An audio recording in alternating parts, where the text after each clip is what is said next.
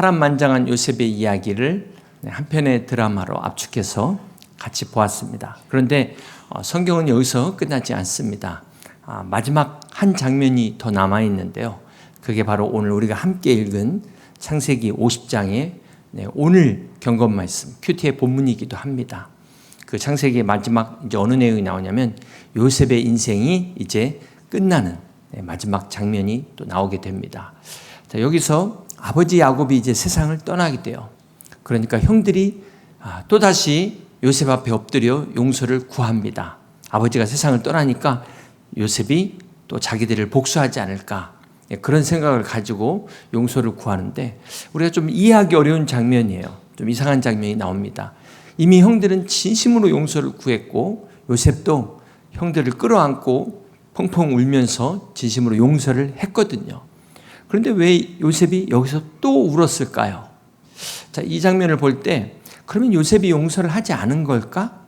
네, 그것이 아니고 그만큼 요셉의 상처가 깊었다. 요셉의 용서를 했음에도 불구하고 그의 상처가 너무나 깊었다는 것을 알 수가 있습니다.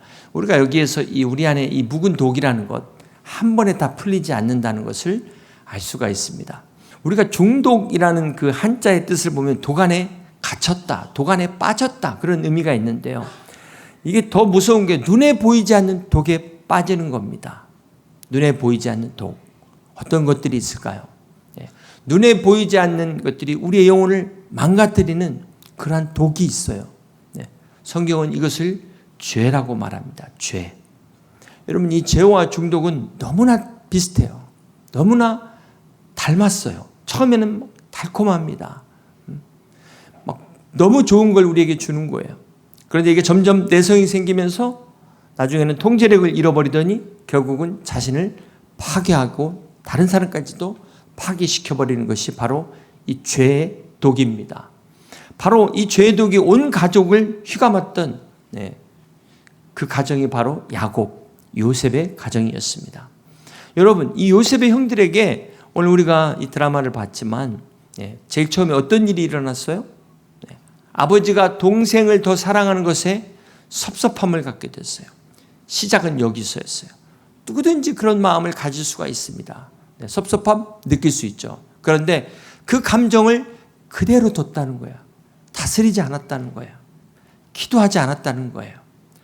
결국 어떻게 됐을까요? 그 섭섭함이 자라서 시기가 된 겁니다. 그 시기가 크더니만 미움이 된 겁니다. 이제 미움이 증오로 발전하더니 결국은 행동으로 나타나게 된 것입니다. 우리는 흔히 시간이 약이다 이런 말 많이 합니다. 그런데 여러분, 죄에 관한 한 시간은 결코 약이 되지 못합니다. 오히려 이게 독이 돼가지고 적은 누룩이 온덩이에 퍼진다 그랬거든요. 시간은 갈수록 더 깊이 파고듭니다. 오늘 여러분의 가정에는 어떤 묵은 독이 있으십니까? 오늘 말씀을 통해서 우리가 깨닫고 더 이상 덮어놓지 마시고 지나치지 마시고 오늘 말씀 앞에서 다 깨끗이 씻어내는 그렇게 새롭게 변화되는 은혜의 시간이 되실 수 있기를 주님의 이름으로 축복합니다. 사랑하는 성도 여러분, 요셉의 가정에 이 20년 동안 가라앉은 묵은 독이 어떻게 해독이 되었을까요? 바로 그 해독제가 눈물이었습니다. 눈물. 자, 여기서 퀴즈가 나갑니다. 성경에서 가장 많이 운 사람은 누구일까요? 성경에서 가장 많이 운 사람, 눈물의 선지자 에레미야. 너무나 잘 아시죠? 41년간을 울면서 하나님의 말씀을 전했습니다. 그런데 41년이라는 횟수가 길지만 실제로 성경에 울었다라는 그런 가장 많은 횟수가 나온 사람은 8번이에요. 8번. 에레미야도 아니고 다윗도 아니고 바로 요셉이었습니다. 요셉이 가장 많이 울은 기록이 나와 있어요. 우리는 요셉 하면 어떤 이미지를 갖습니까? 꿈. 너무 멋지잖아요. 요셉 하면은 멋진 청년, 지혜로운 청년, 이집트의 총리까지 되지 않습니까? 아주 스마트하고 부러워하는데 실상 성경의 요셉은 울보였다는 거예요. 울보 요셉이었다.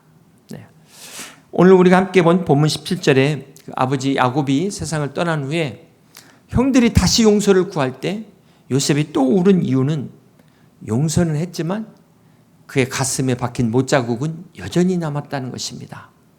자, 여기서 우리가 깨달아야 될 게 있어요. 용서는 가슴에 박힌 못을 빼는 겁니다. 그런데 여러분, 이렇게 못은 빼도 못자국은 남게 돼요. 네. 우리가 용서는 해도 상처는 남는다. 용서했다고 해서 상처까지 다 한 번에 치유되는 것은 아니라는 것입니다. 미국 하버드대 어떤 의대 교수님이 이런 말을 했어요. 용서는 지나간 과거의 고통을 제거하는 것이 아니라 미래에 다가올 고통을 제거하는 것이다. 네, 그렇습니다. 여러분, 용서가 과거의 상처를 지우는 게 아니에요. 과거에 받은 상처, 흉터가 남아있을 수 있어요. 그러나 앞으로에 대해 남은 삶이 더 이상 이 고통의 사슬을 끊기 위해서 결단하는 것, 용기 있는 서약, 이것이 바로 용서입니다. 네. 더 이상 내가 이 과거의 상처가 미래로 이어지지 않도록 나 자신을 위한 결단, 이것이 용서입니다. 어떤 정신과 의사는 슬플 때 우리가 울지 않으면 우리 안에 다른 장기가 운다.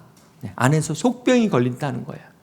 그래서 마음껏 우는 사람이 건강한 사람입니다. 여러분, 울 때 울지 못한 사람은 심각해요. 그건 병든 사람이에요.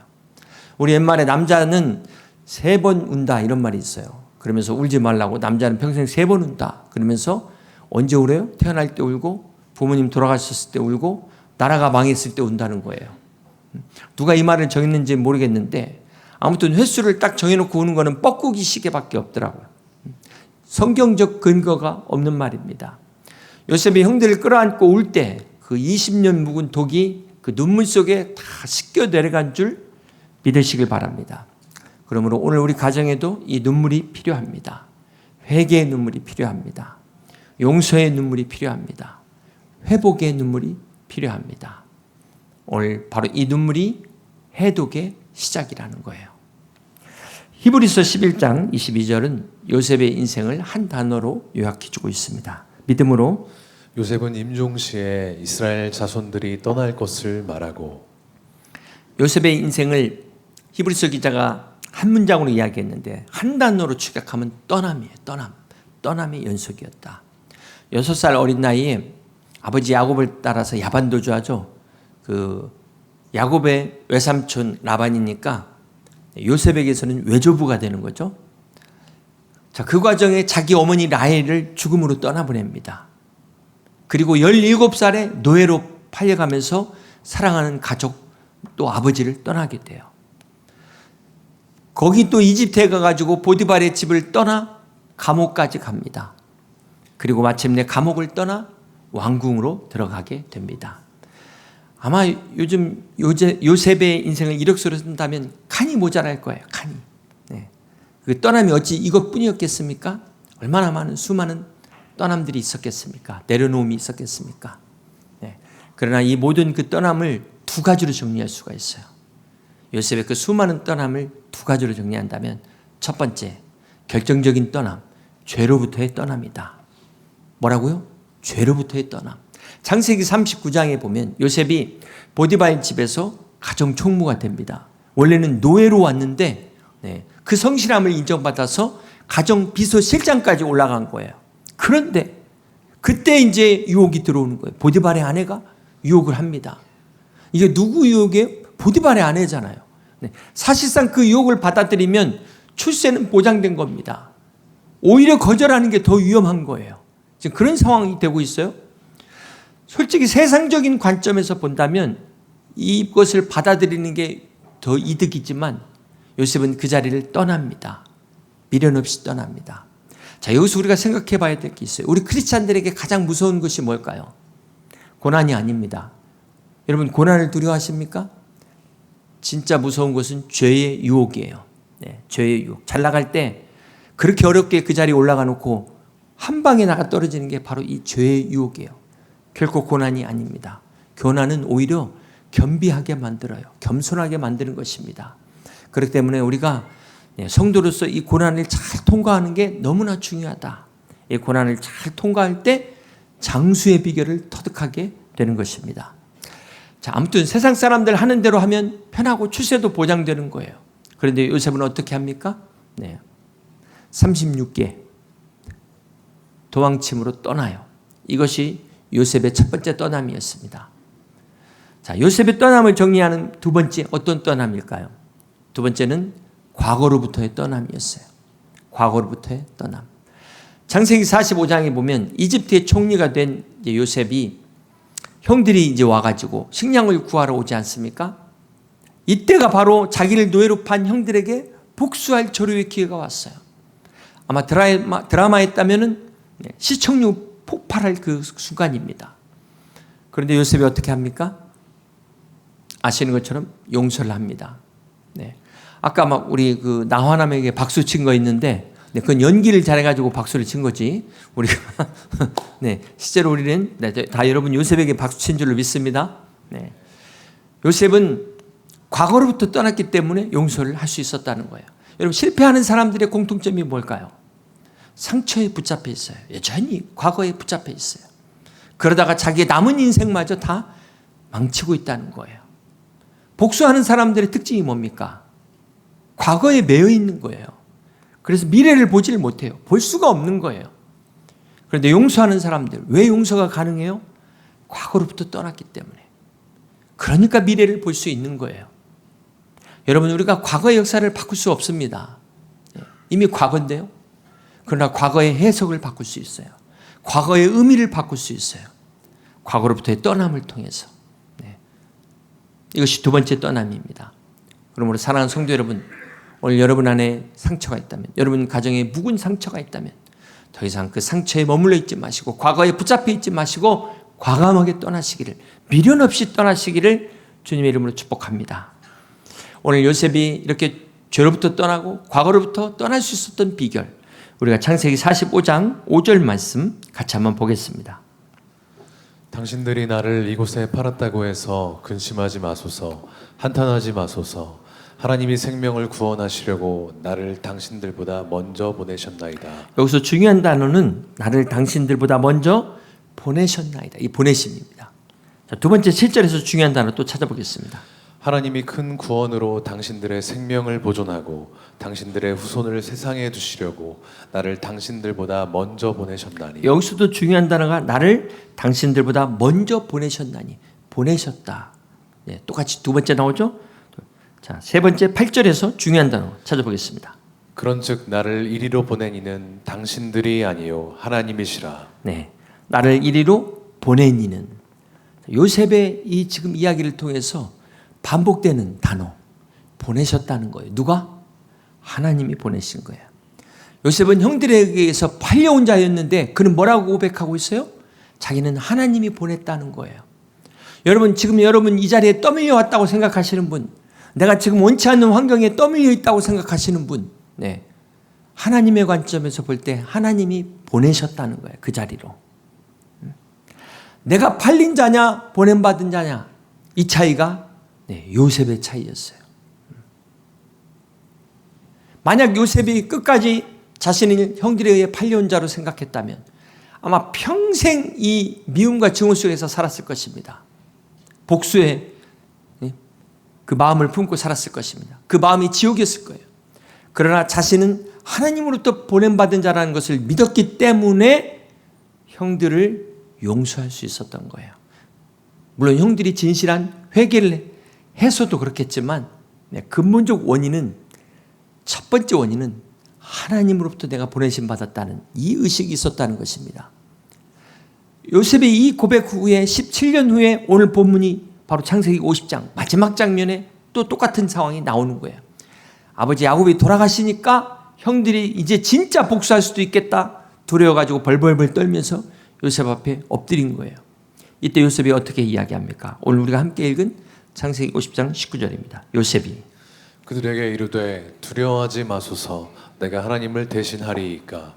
당신들을 나를 해하려 하였으나 하나님은 그것을 선으로 바꾸사 오늘과 같이 많은 백성의 생명을 구원하게 하시려 하셨나니 당신들은 두려워하지 마소서, 내가 당신들과 당신들의 자녀를 기르리이다 하고 간곡한 말로 위로하였더라.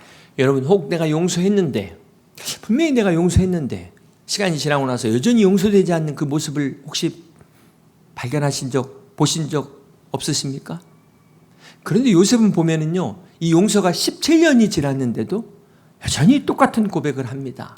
그러니까 결정적인 이유가 당신들의 악을 하나님이 선으로 바꾸셨다. 이 믿음이 있었기 때문에 가능했다는 거예요. 요셉은 끝까지 하나님이 보내심 받은 자였다는 것을, 하나님의 부르심을 잊지 않았기에 그가 두려워하는 형들을 위로할 수 있었어요. 그렇습니다. 사랑하는 성도 여러분, 진짜 용서할 수 있는 사람은 하나님의 용서를 받아본 사람만이 용서할 수가 있습니다. 하나님의 그 품에 안겨본 사람만이 진정으로 다른 사람을 안을 수 있는 것입니다. 그러므로 오늘 여러분들 진정한 하나님의 용서의 품에 안기시기를 주님의 이름으로 축복합니다. 여러분, 대부분 가정에서 이렇게 싸움이 시작할 때 사소한 걸로 시작돼요. 말로 처음에는 왜 그랬어? 당신 오늘 왜 그랬어? 뭐 이렇게 시작하다가 이게 점점 슬슬 어제 일로 올라갑니다. 어제도 그랬잖아. 이제 그러다가 조금 더 나가면 작년까지 가요. 작년에도 그랬어. 이제 그러다가 이게 좀 더 발전하면 신혼 때 갑니다. 결혼식 때도 그랬잖아. 여기서 한 걸음 더 나가면 처음 만났을 때부터 알아봤어야 됐어. 이렇게 올라간다는 거예요. 이게 바로 낚시입니다. 낚시. 어떤 분들은 이 낚시 실력이 너무 좋아요. 30년 전 일을 어제 일처럼 막 낚아 올리는, 이게 월척이라고 그래요. 월척.